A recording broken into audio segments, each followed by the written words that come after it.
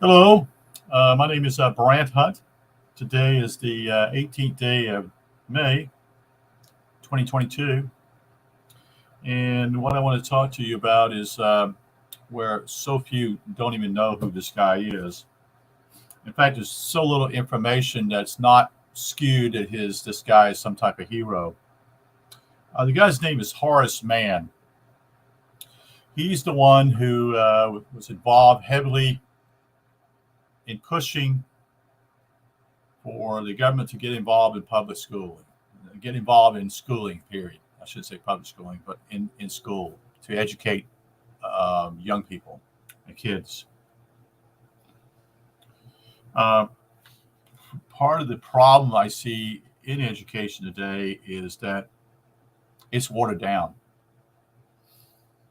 And I don't feel that the government has any business in actually educating anyone because they're biased. They're not going to look at the picture. They're not going to look at the whole. They're looking at it in a way supposedly to teach something, but it's so skewed now. It's ridiculous. It's not economically feasible, in my opinion. I believe that there's better ways of actually educating your children. I believe that there's such a thing as called unschooling, which is becoming a force in some ways. Still, a tiny minority of people do this. Mainly, simply, is that parents are basically allowing their children to study what they have a desire for instead of actually compulsively type of education, meaning that you have to take these certain subjects, such and such. Okay, when in reality the child is that well, you say, well, the child doesn't know what he wants. I agree. Yes, he doesn't. But pursue what he desires. Not something else. You see.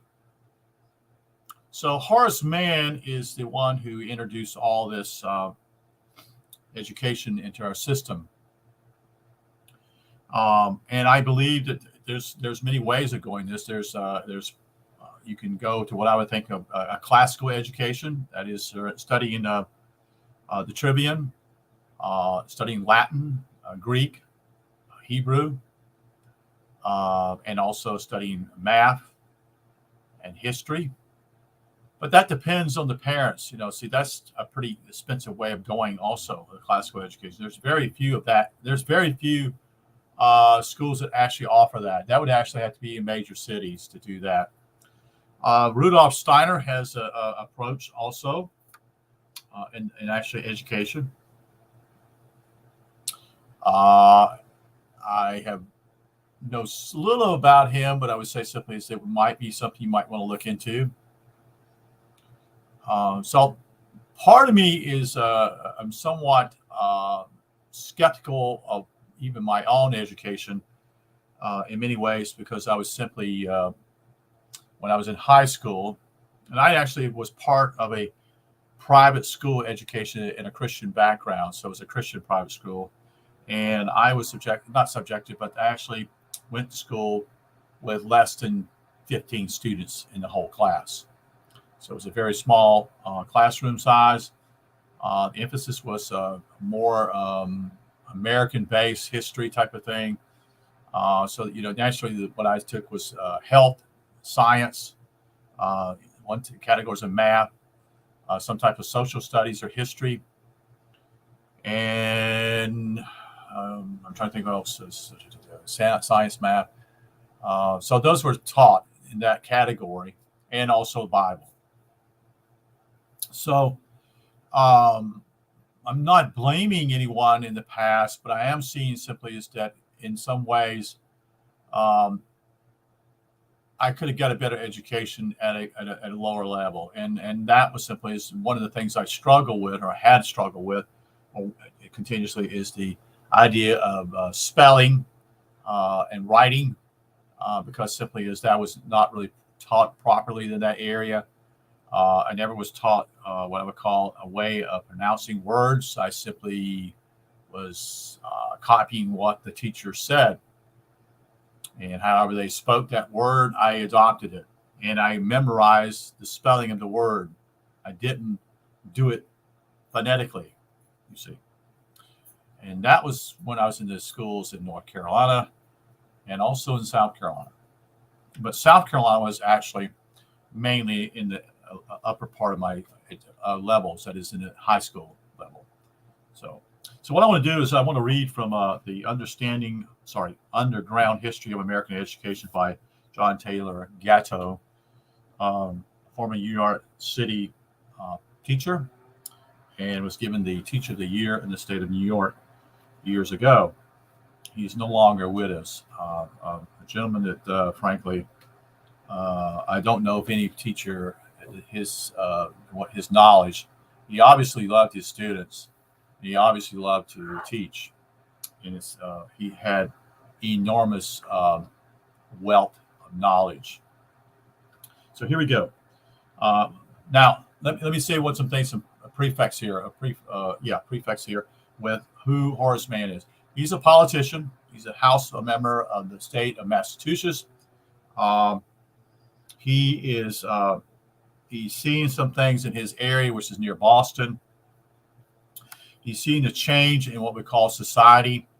The change basically is the rural society in Massachusetts, where he's at, is no longer rural. It's more and more people living there that are actually involved in manufacturing. So mom and dad, let's just say dad is enormously involved in working, and no longer on an outside setting, but actually inside usually a building. And usually probably would be what I would call textiles. I'm guessing that where some of this also started. So, and his wife was also influential on him also. Her last name was Peabody. So this is what he says. This is a snippet of what he's sharing here in what we call number 78. And this is page number 118 and 119. Beginning about 1840, a group called itself, that is the Massachusetts School Committee, held a series of secret discussions. Interesting how they would say that. Interesting, yes. Involving many segments of New England political and business leadership. Stimulus for this discussion, often led by the politician Horace Mann, was the deterioration of family life that the decline of agriculture was leading in its wake. So what's happening here? He's seeing a social issue out there. That is, he's seeing a problem, and he's saying simply is that we've got to rectify this. That's none of his business. Sorry, that's none of your business at all. And this is the social reformers. The perspective is that they come in as though they know better than maybe the people themselves. So they see a problem. And there's what I would call somewhat of a Hegelian dialectic here. Problem, reaction, solution. Okay. Horace Mann pushed what we call the Prussian educational system. He really went this way because he felt this is the biggest bang for the buck. Instead of actually teaching students how to, quote unquote, to be able to think on their own. So anyway, we'll go on here. A peculiar sort of dependency and weaknesses caused by mass urbanization was acknowledged by all with alarm. In other words, these people are already in fear, scared something's going to happen here. The once proud American family situation was giving way to widespread industrial serfdom. Novel forms of degradation and vice were appearing. And yet, at the same time, a great opportunity was presented. Such as Plato, Augustine, Erasmus, Luther, Calvin, Hobbes, Rousseau, and a host of other insightful thinkers, sometimes referred to as the Boston Athenaeum, as the order of the quest.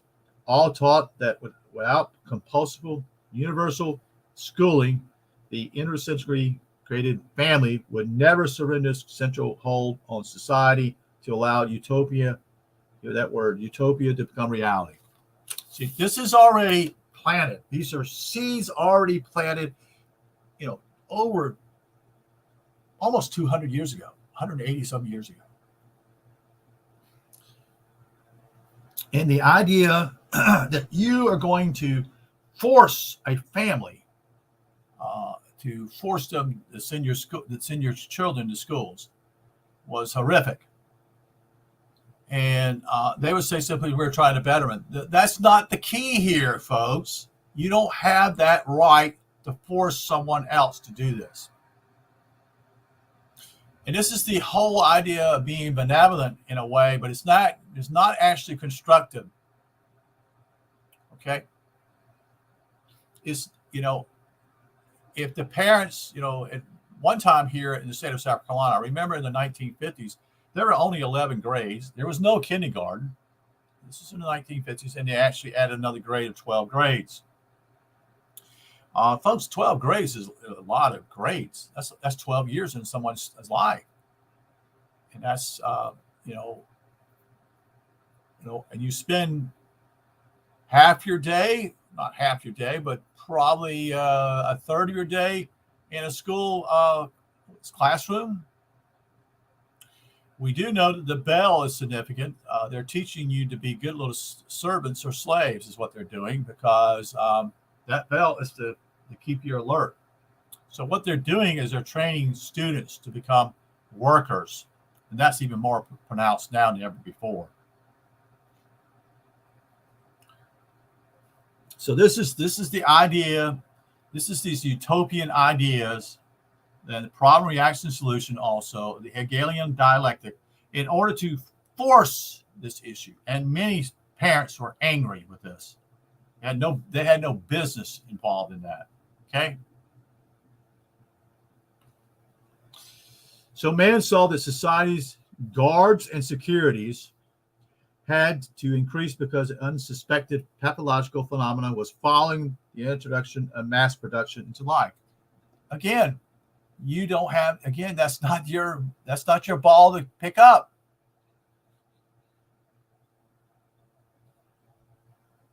It was producing artificial wants.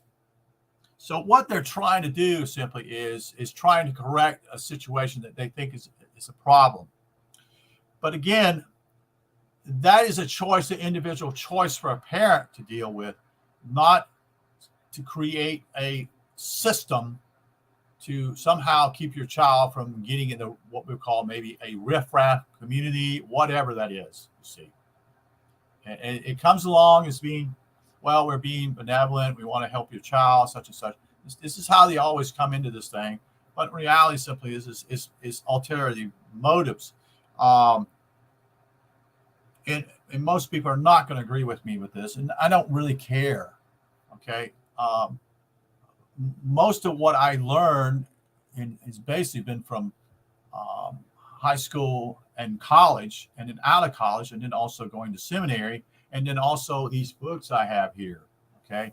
So I believe simply is that even a tutor or a small classroom is advantageous, but I still feel like that's not compulsory. I also feel simply is that self-education is the opportunity now. You can actually educate your children at home. That advantage is simply with the internet, and there are programs to do that. Okay, but the interesting thing with all this compulsory schooling is simply is that even a private school, even a home school, has a certain curriculum that is enforced by the government, and I don't agree with that. I just don't. I don't feel that that's simply why should a child spend all these years of his life,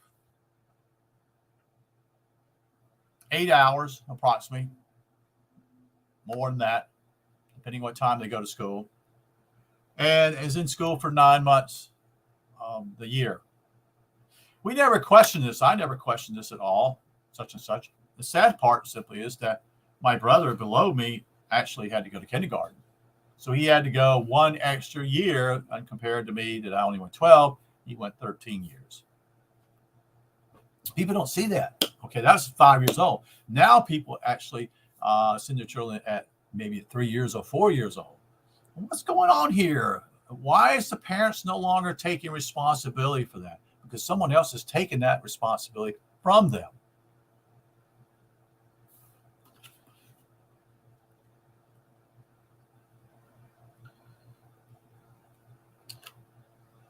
So it was a multiplying of temptation to accumulate things. But the barbarous life of the machine labor made family ideals a hollow mockery. Morality can no longer be taught by such families. So these are all these little things simply they're going to try to say, okay, this is why we need to do this. Well, why is interested here? I'm asking why would the schools need to be teaching morality? That would be actually a family. But here, this is so they're saying crime and vice were certain to explode unless children could be pried away from their degraded custodians and civilized according to formulas laid down by the best minds. Barnes Sears, Mann's Calvinist colleague, and this is Horace Mann is comes from a very strict background. He's a Calvinist, okay. And if you don't know anything about Calvinists, it's basically the man in John Calvin in the city of Geneva, Switzerland, where he set up his own Protestant religion, and mainly the whole problem with that is simply that man is seen as a sinner. And I disagree with that also tremendously, even though I grew up in that. It's filled with shame, blame, and guilt is what it does with you. And not only do you get it in the family, you get it also in your church. So let's continue here.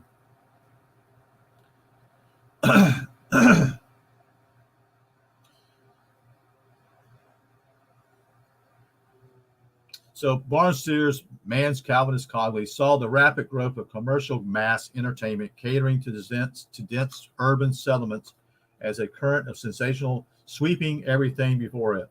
So see, this is the whole thing. They're all in this fear, and we got to do something about it. Okay. You see, former bucolists who once looked to nature for entertainment were now pawns in the hands of worldly wise men vending commercial amusement. Urban confinement robbed men and women of their ability to find satisfaction outside the titillation of mechanical excitation. Whoever provided excitement became the master.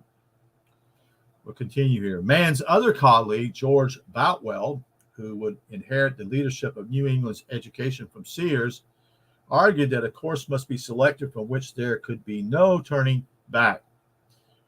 See, this was an ultimatum. So urbanization spelled the collapse of a worker's family. There was no remedy for it, as they saw it. Fathers who were grossly diverted by non-agricultural labor from training their own children. Claims of a right to society and fashion led to neglect by mothers too. As in some language, there is no word which expresses the true ideal of home, says Boutwell. So in our manufacturing towns, there are many persons who know nothing of reality. I would contend in some ways, yes, I can see what he's saying there. But again, is that your business to do that? Is that the business of the government to actually train their kids such and such? Is that what this is about? Mann proclaimed the state must assert itself as a primary parent of children. And let me say why education is the key. Schooling itself, in its way, is teaching you to be a good worker in the future. That's what it's doing. Very few students ever move up on the pedestal, so to speak, in this way. Actually, most of your designers and what I would call inventors dropped out of school. Almost probably, I would say 9 out of 10 of them, we have designers or inventors here in America. They dropped out of school and actually they invented something, okay, to progress man. I think simply is what happens simply is the school puts out a one-dimensional product. And it's always what we call moderate. It's not in a way to spur the student on. It's actually just to get him by, especially in the last 50 or 60 years. Now, Charlotte Iserby goes into it differently. She's from a different era. And so she's more what we call involved in logical and how people should think. And I agree with that. But is that for the government to be involved in? It might be better simply is that's done on a neighborhood type of deal. And in reality, that's what first started. School did start in a community or a neighborhood, and they had a small schoolroom, and basically what they had was all different ages. So the older ones, not only is there a teacher there is also an older one who's gone through most of these grades and can actually help that teacher also teach. And I see some advantages of that also. But again, is that the government's job? Okay.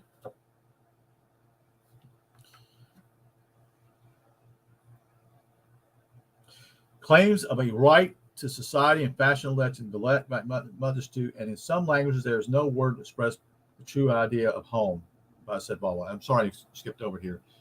Man proclaimed the state must assert itself as a primary parent of children.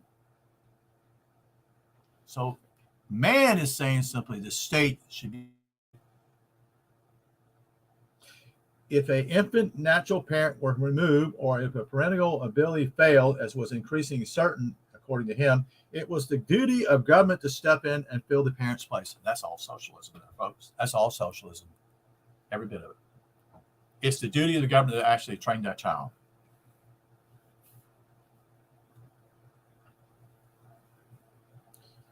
Mann noted that Massachusetts had a long tradition of being parental in government. His friend Sears described the state as a nourishing mother as wise as she is beneficial. Yet, should difficulty arise, the state might become stern and befit a ruling patriarch. So this is the setting here of Horace Mann. This thing was actually up north. The South actually, in a lot of ways, refused this for some time. But I think after the war between the states, that changed, and they didn't have any chance. They didn't have any opportunity to actually to poo-poo the idea, since they were now being forced, since they were quote unquote bad people who rebelled or wanted to secede from the Union. And that no one understands that more. And it has very little to do with slavery. It has to do with money.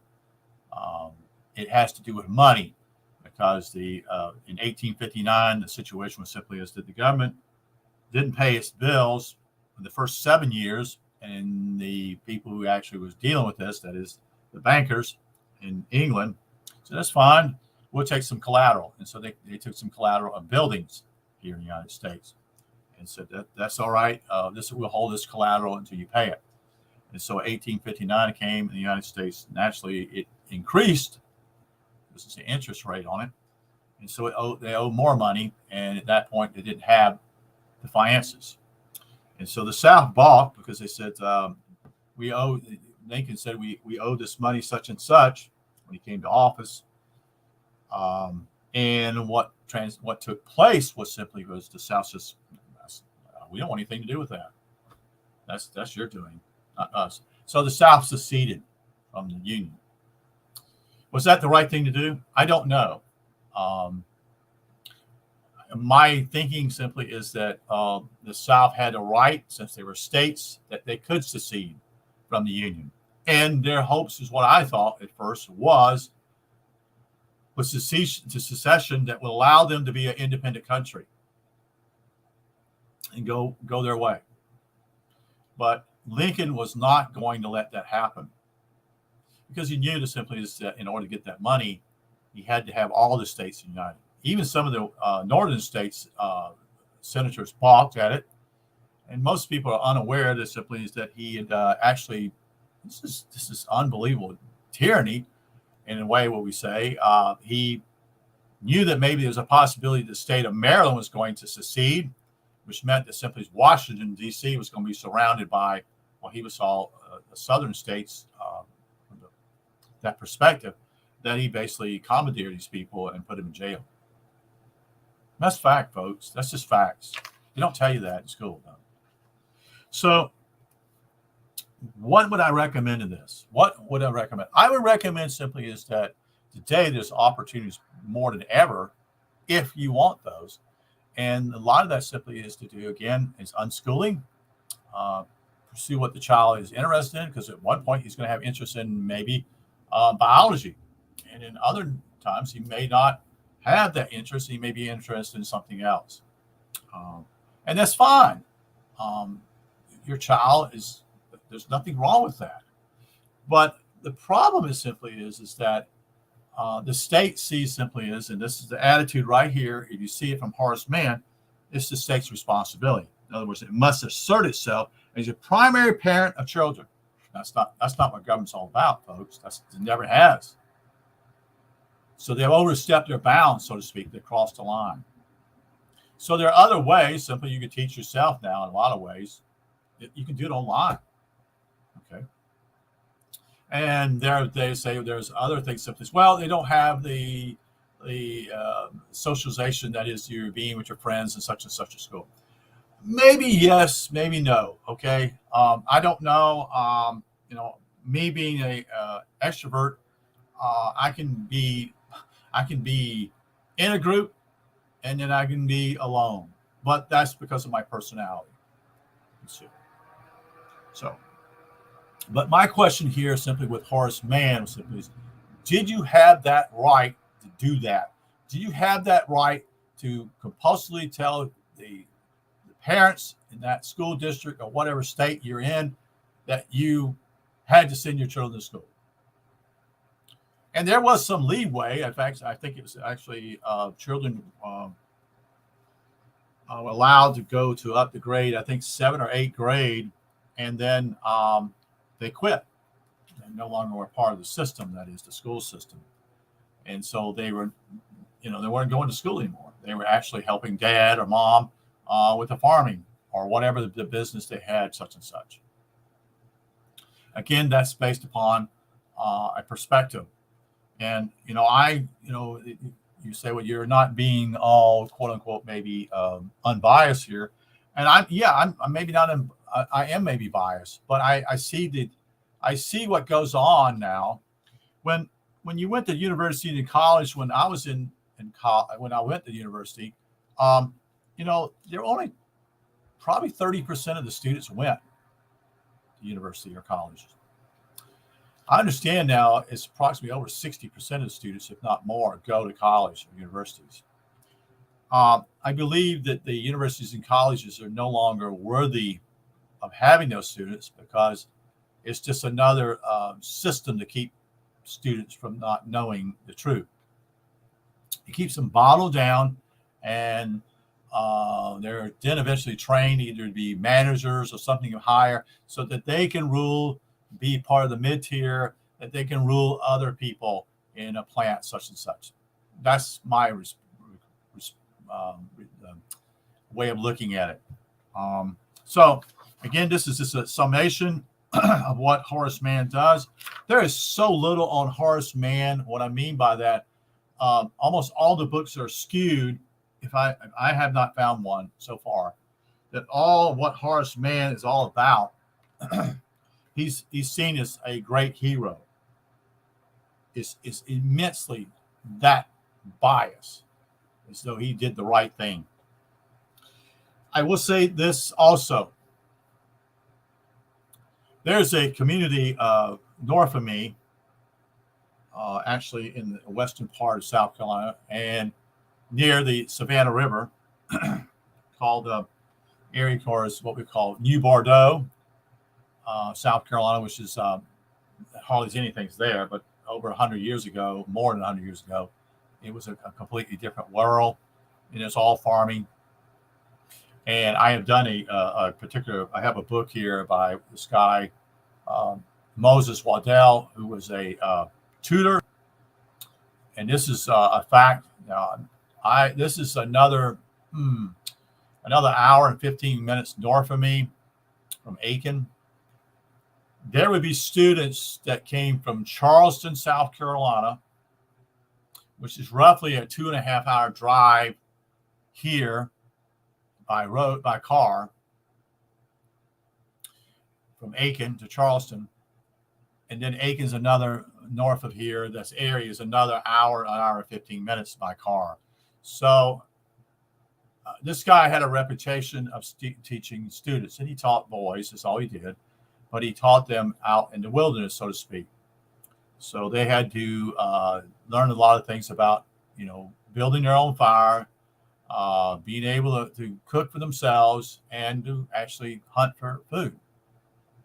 So, but they were also taught Latin and Greek and probably Hebrew and many other subjects. And his students, most of them became what we call a sad fact, but most of them became politicians or people with distinguished careers, so to speak. But I've done a video on that, and it's on Moses Waddell, Waddel. It's an interesting story.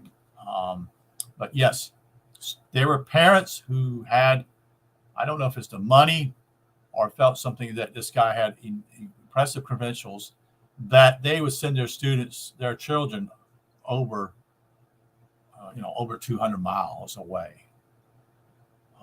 But life was different back then also. So either apparently at this time, maybe there wasn't any decent teachers there, or maybe they were, or tutors. But the problem was simply is that it was already heavily populated, and there was no available tutors. That's a possibility.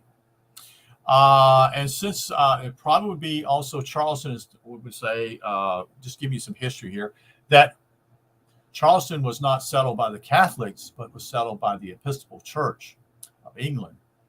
So those who were somebody at that time in the early part of the history of Charleston was we would call basically Episcopals or Church of England people.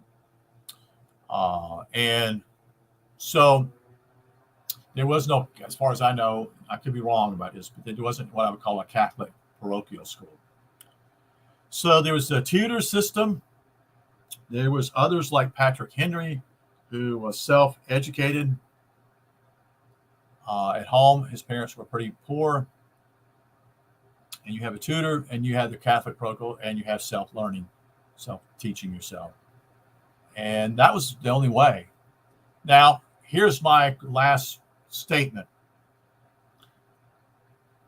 Who is going to care more about your child, you or the teacher? And that's the key, because if you love your child, would you trust someone that you don't know to teach your child? And that's all about character.